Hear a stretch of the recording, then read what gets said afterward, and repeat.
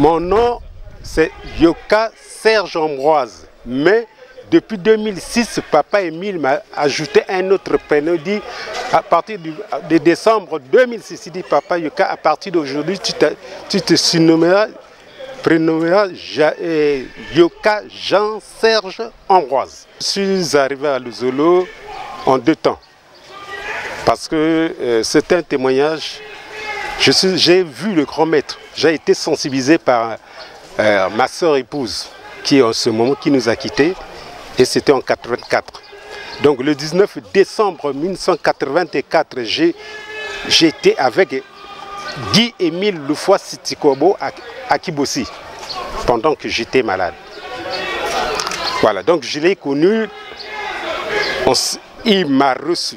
C'est pas qu'il m'a reçu comme ça, j'ai été amené par un frère qui m'a amené à Kibossi. On va aller voir le grand maître de l'auberge.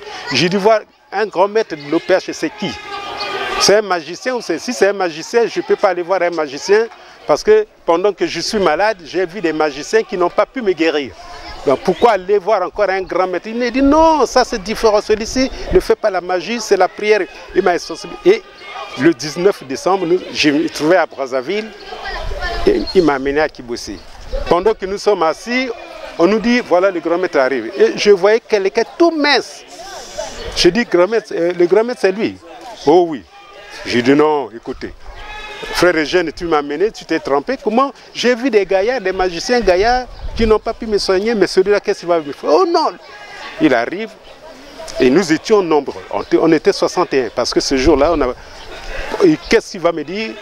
Il va demander au frère Eugène. C'est le frère aussi qui l'appelle. Il nous a salués, nous tous. Puis ensuite, il va dire, frère Eugène, ah, il y a longtemps que tu ne rends plus visite à ton frère. Et il dit, mais je voudrais voir le frère que tu as amené. Je me lève, vraiment avec toute la simplicité, ce monsieur-là, que l'on qualifie de magicien, ce jour-là, j'ai compris qu'il n'était pas magicien parce que je suis allé, il était assis sur les ébilambas. Lui et moi, on était face à face. Il me dit, papa Yoka, alors que c'est pour la première fois qu'il me voit, il connaît mon nom. Je dis quoi? Et je n'avais déjà envoyé mon nom ici. Après, il me dit, qu'est-ce qui t'amène ici? Je dis non, je suis malade. Je dis, vous êtes malade, non? Et oui. Vous avez votre père vit, oui. Et votre maman, j'ai dit, tout le monde vit. Je dis, bon, papa, tout souriant, il me dit, comme vous avez déjà vu votre Dieu, vous êtes venu rencontrer votre Dieu, tout est fait. Mais pour moi, je dis, mais il me demande pourquoi de quoi je souffre, comme partout je suis passé chez les mêmes et les magiciens, parce qu'avant d'y aller, j'ai rencontré un magicien qui était à Coraf. Il m'avait donné, comment on appelle ça, un pentacle. Et dans ce pentacle-là, il a demandé que je donne mes cheveux et une photo. Il a collé mes photos et ma photo et les cheveux sur le pentacle. Mais le jour où je suis allé chez les grands maîtres, j'avais ça, puisqu'il avait dit, il ne faut pas que tu te mouilles. Il ne faut pas que tu touches les fesses d'une femme. Il y avait tellement de choses à faire. Bon, c'était pour moi une protection. Je me disais que cette fois-ci, je suis guéri. Mais quand j'arrive, je n'étais jamais guéri. Je suis allé à Kibossi le 19 décembre avec ça dans ma poche. Ça se trouvait dans ma poche. Au moment où on a fini de causer avec papa Guy-Émile Loufoy, c'était quoi? Bon, je me lève, il me dit, mais papa, mais tu te lèves, donne-moi d'abord, tu as quelque chose dans ta poche. Je mets, je dis, oh, mais ça, on avait dit, personne d'autre ne peut toucher ça. Bon, j'ai pris, je lui ai remis ça. Il a tenu ça, il a enlevé la photo, il m'a remis la photo, il a enlevé les cheveux, il me dit, prends ça, si tu veux te garder, si tu veux, tu jettes. Vraiment, j'étais démoralisé. J'ai dit, mais ça, on m'a donné comme protection. Lui, il a tout détruit. Qu'est-ce que je vais devenir? Tu en parles. Et on se lève, je rejoins mes amis, les frères et sœurs qui étaient là. À un moment, il revient pour nous dire non, allez en bas là-bas. Vous savez, au terrain des pèlerins, il y avait un foyer qu'on appelle Mietane. Nous sommes allés là-bas. On arrive ensemble comme ça. Nous étions sur des bancs alignés comme dans les classes, mais des longs bancs.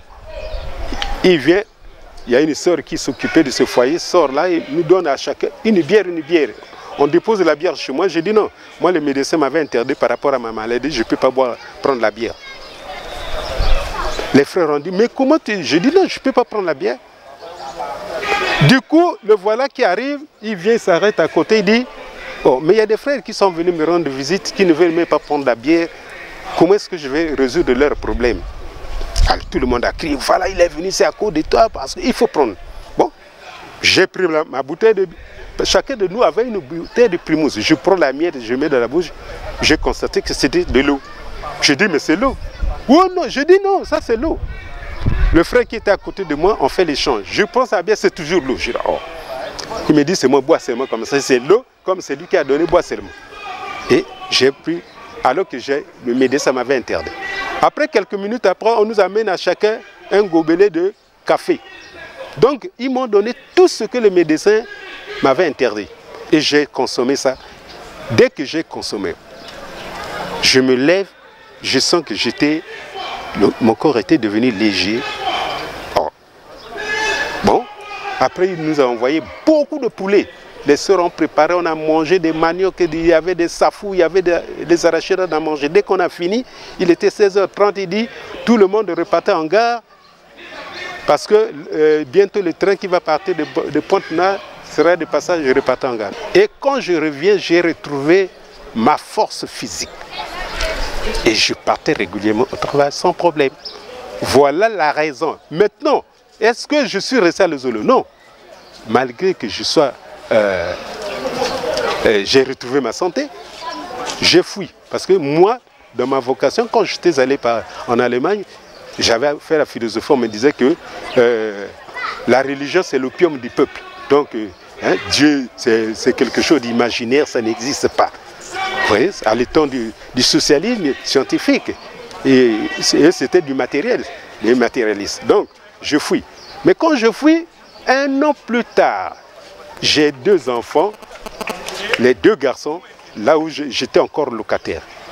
Les 2 enfants sont tombés malades. Alors là, c'était la catastrophe. Ma femme, pendant ce temps, connaissait déjà le Zolo. Une fois, comme elle avait trouvé le job, elle est venue à Brazzaville, travailler à Brazzaville. J'arrive un jour chez elle la nuit, je trouve des bougies allumées. Je dis, quoi? Je vais dormir dans une maison, on allume des bougies? Qu'est-ce que ça veut dire ça? Il dit, bon. En tout cas, elle m'a dit simplement, ou c'est toi, ou c'est mon Dieu.